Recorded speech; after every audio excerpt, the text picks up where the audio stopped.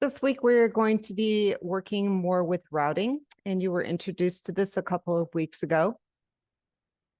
And routing is defined in the middleware pipeline, which is in our program CS file. So we're going to be working with that. And as you know, when we key in the URL, that really is the route. And so it is then directed to a specific controller. So we're also going to be working with controllers. I have included the different textbook files for you to download. That way you can kind of follow along with the examples in the book. And we're going to take a little look here at the program CS file and routing in particular. So we're going to talk about middleware. And so middleware, and I have an example of the program CS file here. Middleware is basically all of these services that we are adding using the app object. Okay, so this is kind of comprises a majority of our middleware. You can see that in this program CS file, we are also adding in some database information for Entity Framework. So how routing actually works. The middleware that it encounters, it processes in the order that it encounters it. Okay, so the first command is processed first. Second command is processed second. Okay, and the response is set back in the reversed order. So it's kind of like a last in, first out. So if we had three services that we were registering, then the third service, which would be the last request, is the first one to respond. So that is a last in, first out scenario. This pipeline example is a little more specific and matches the program CS file a little more closely because you can see where the static files are, the services are added. You can see where redirection services are added. If we go down and look, okay, you can see redirection, you can see the static files, you can see routing. So this actually follows a little more closely what our program CS looks like.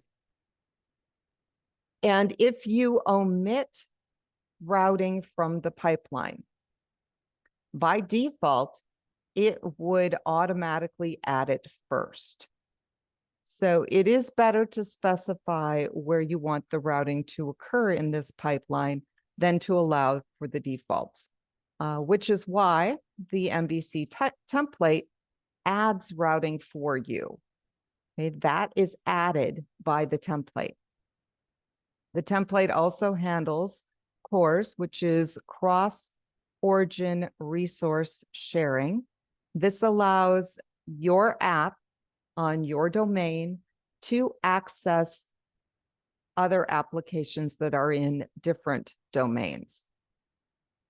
Okay, so after routing in CORS, it does authentication, authorization, and then any custom middleware that you have defined, followed by the routing endpoints.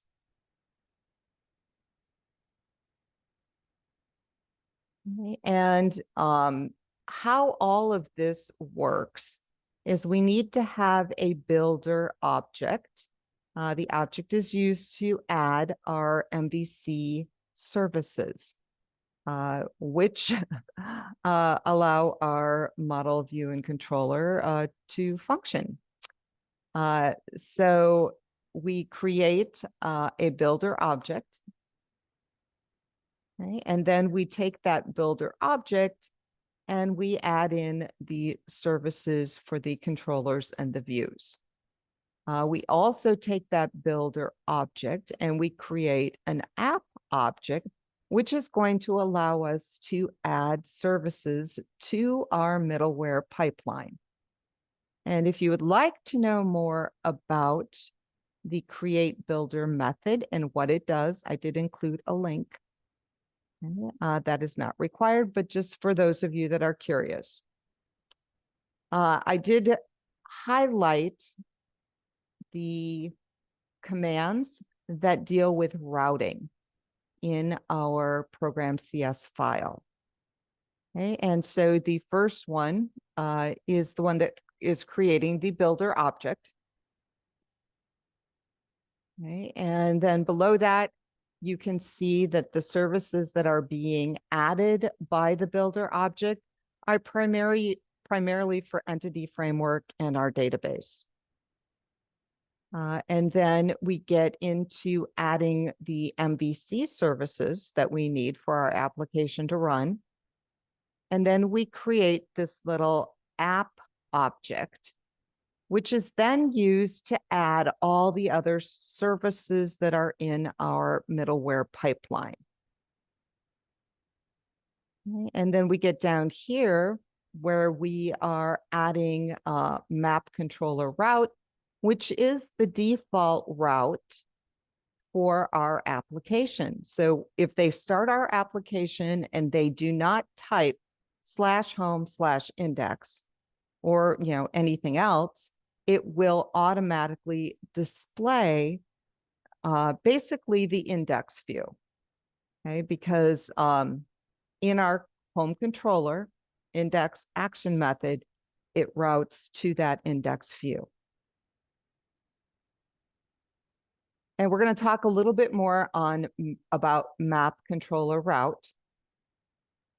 It is a method that is designed to create the route for one command. So it's a single route. The nice thing about it is you can use it to create multiple routes. You don't just have to have one.